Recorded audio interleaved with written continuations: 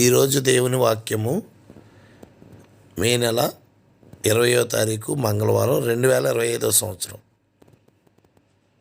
మనము దీనదశలో ఉన్నప్పుడు ఆయన మనలను జ్ఞాపకము చేసుకునేను. ఆయన కృప నిరంతరముండును. కీర్తనల గ్రంథం 136వ కీర్తన 23వ వచనం. ఇశ్రాయేలు ప్రజల పట్ల దేవుడు చేసిన కార్యాన్ని వారు గుర్తు చేసుకున్నారు.